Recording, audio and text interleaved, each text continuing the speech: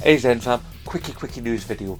We have the price for PSVR 2. Now admittedly, it's only American price, so it's only in USD, that's all we know right now, but that price is $550. Well actually, it's $459.99, which is basically $550. However, this does not include American sales tax, which does shift from state to state to state, in some places region to region to region within those states.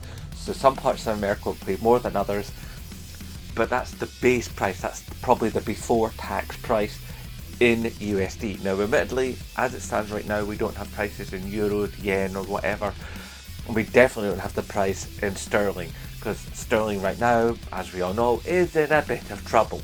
So we don't know quite what it's going to cost us here on this little wet and windy island.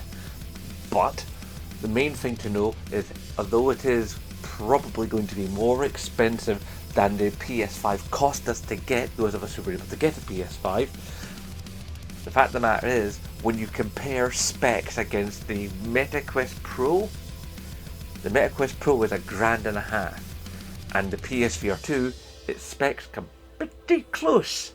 You know, they're really close units. There's not a lot in it. So for technically about a third of the price, that's looking quite nice. And it's a wired system, so that means the latency is really super low, you know, because don't get me wrong, wireless is lovely. I mean, we all love a wireless controller, but a wireless headset means you gotta have a battery pack, which means you increase the weight. It also means that some of the processing has to be done on board.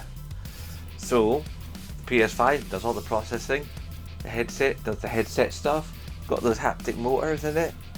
I think we're in for something fantastic. Just a couple of months down the line, somewhere in early 2023 is the launch window given. I'm waiting on a video which gives you all the specs and all the stuff, and gives you all the details and maybe some gameplay trailers within that, you know, sort of like probably dropping the Horizon Call of the Mountain, I assume, inside it. Obviously we got to see the hand units and the whole boxing together, and then there'll be unboxing videos, which I will be able to do because I can't afford it because I'm skinty poos. But interesting times ahead. Well done, Sony. Even though it's a little bit more expensive than I think a lot of people are going to like, I think you've basically done the best you possibly could with it, given the current economic climate, the parts involved, the other headsets in the market. I think this is going to be alright. It's just now you've got to convince people of that value proposition of your second generation of your VR. Here we go. Hashtag support Scottish YouTubers, and of course, as always, I nae bother.